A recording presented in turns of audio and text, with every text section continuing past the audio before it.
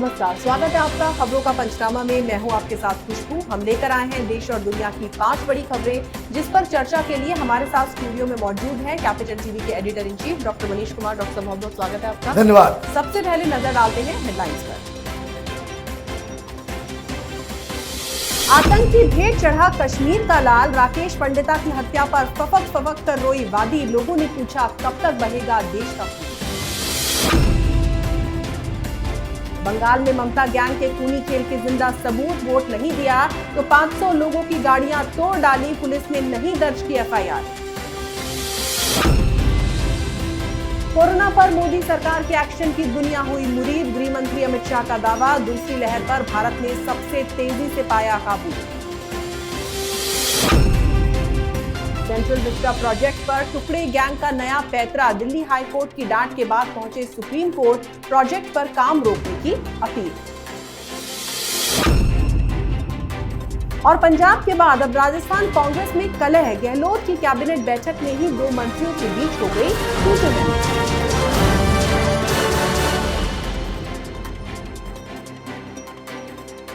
सबसे पहले बात कश्मीर के बेटे की शहादत की। आतंक और गद्दारों की सांठगांठ ने मिट्टी के एक और लाल का लहू ले लिया।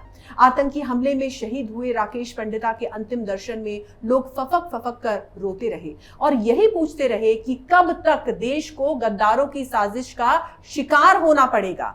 राकेश पंडिता के घर वालों का आरोप है कि भारत की रोटी पर पल रहे अलगाववादियों को ये मंजूर नहीं कि घाटी में कश्मीरी पंडित खुशी खुशी रहे। डॉक्टर साहब, बहुत ही गंभीर आरोप है, इसमें आपको कितनी सच्चाई लगती है? राकेश पंडिता की मौत कोई साधारण सी मौत नहीं है।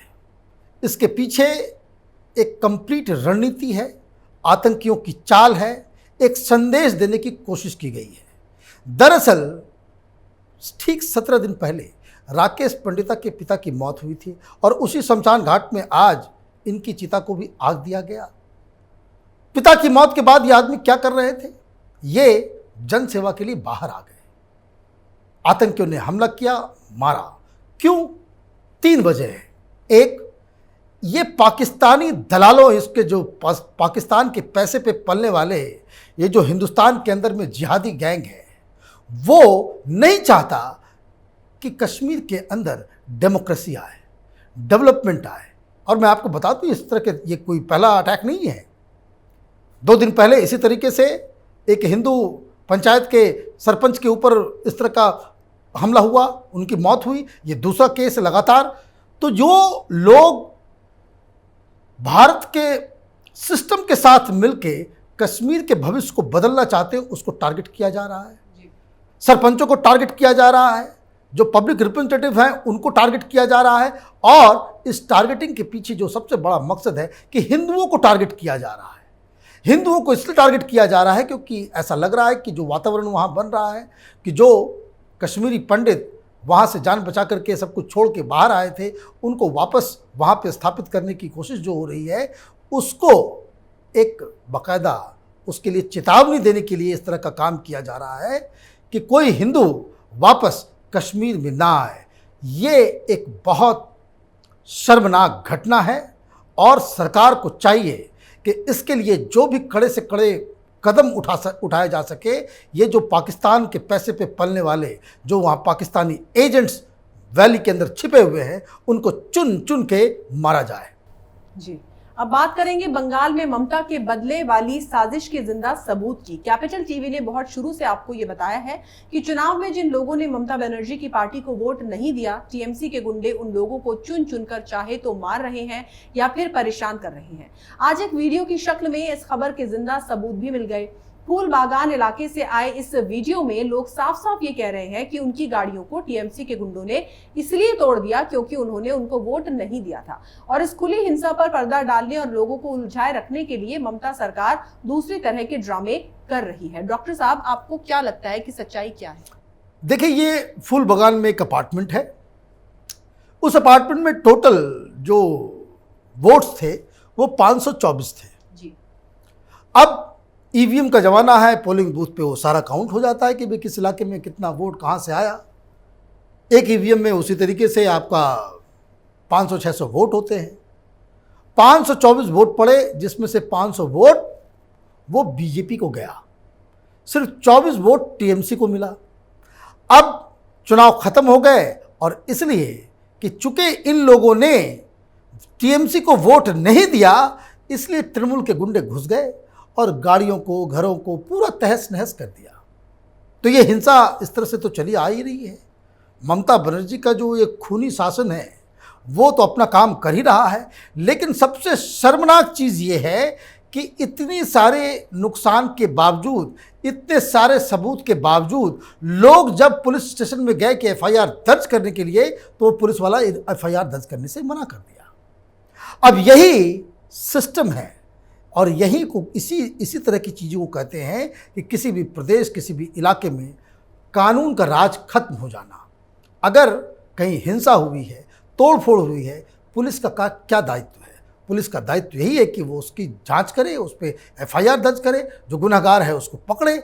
लेकिन ऐसा लग रहा है कि ममता बनर्जी ने पुलिस डिपार्टमेंट को पूरी तरीके से नपुंसक बना दिया है। उनसे ये कह दिया गया है कि अगर गुंडागर्दी टीएमसी के लोग करते हो तो उसके खिलाफ कोई भी एफआईआर दर्ज नहीं होनी चाहिए। ये एक शर्मनाक घटना है। ताज्जुब इस बात की है कि अगर ये कॉलोनी मुसलमानों की होती और भीड़ हिंदुओं का होता, सरकार बीजेपी की होती, तो ये जो दिल्ली में बैठे हुए जो लुटियन गैंग है, ये अभी आसमान ज़मीन एक कर दिए होते। लेकिन इनकी हिपोक्रेसी देखिए कि किसी के मुंह से एक छोटी सी आवाज़ तक नहीं निकल रही है। सुप्रीम कोर्ट को, राष्ट्रपति जी को, प्रधानमंत्री मोदी जी को इन घटनाओं के ऊपर विचार करना चाहिए। लोगों का विश्वास खत्म होता चला जा रहा है। बंगाल एक सिविल वॉर की ओर बढ़ रहा है।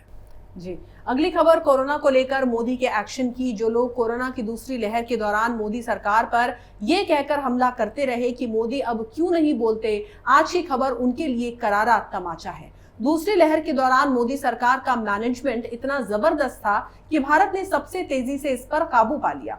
दुनिया भर में ये चर्चा है कि आखिर बिना कंप्लीट लॉकडाउन किए ये हुआ कैसे।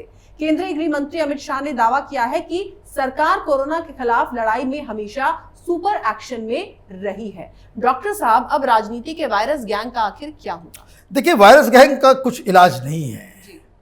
दरअसल हिंदुस्तान का विपक्ष, उसका फोकल पॉइंट, राजनीति का जो केंद्र अभी जो है वो यही है कि ज़्यादा से ज़्यादा लोग मर जाएं, ज़्यादा से ज़्यादा लोग जो है वो परेशान हों, ज़्यादा से ज़्यादा कोरोना फैल जाए, और नहीं फैल रहा हो तो फेक न्यूज़ के जरिए आप एक ऐसी स्थिति पैदा कर दें कि लोगों में दहशत हो जाए और लोग इस दहशत की वजह से ये कहने लग जाए कि प्रधानमंत्री मोदी फेल हो गए।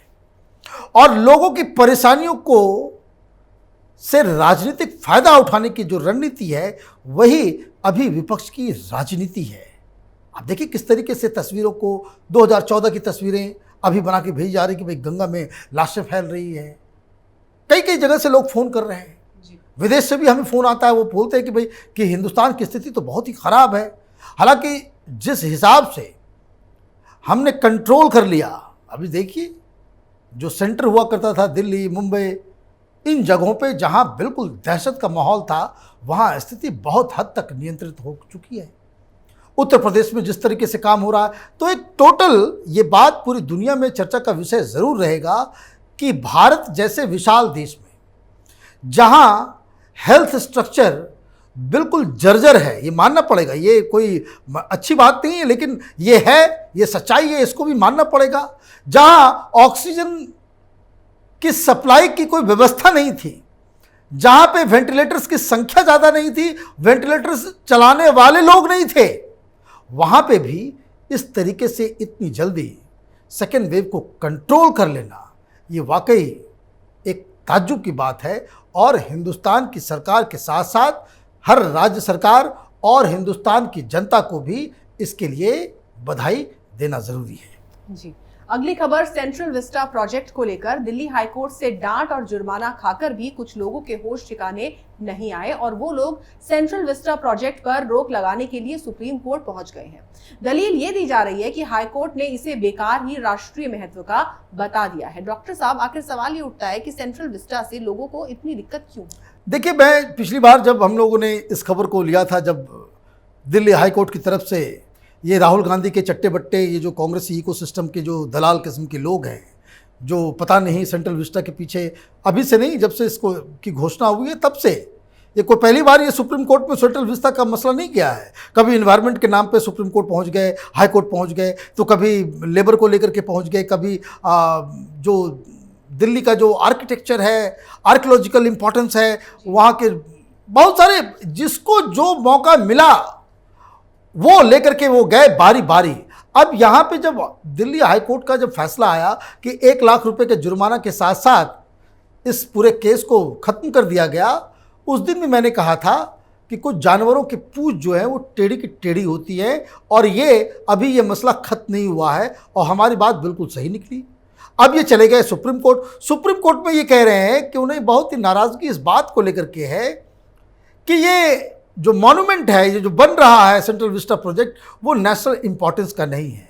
सुप्रीम कोर्ट पहली सुनवाई में इनकी दलीलों और इनकी अर्जियों को मोड़ करके वो डस्टबिन में फेंकने वाला है, क्योंकि ये मूर्ख ही कोई कहेगा, ये कोई मूर्ख ही कहेगा कि आपकी पार्लियामेंट की नई बिल्डिंग बन रही हो, सारे मंत्रालय के लिए एक नया मकान, एक भवन तैयार किया जा रहा हो, वो नेशनल इंपॉर्टेंस का नहीं होगा।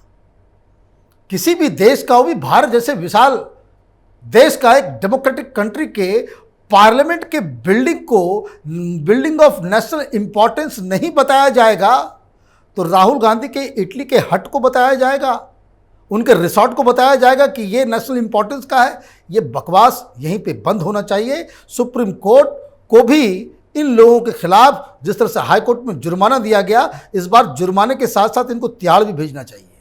जी, आखिरी खबर है राजस्थान से। पंजाब में टूट की कगार पर पहुंची कांग्रेस अब राजस्थान में भी दरकने लगी है। पार्टी के अंदरूनी खींचतान अब अहम जगहों पर भी दिखने लगी है।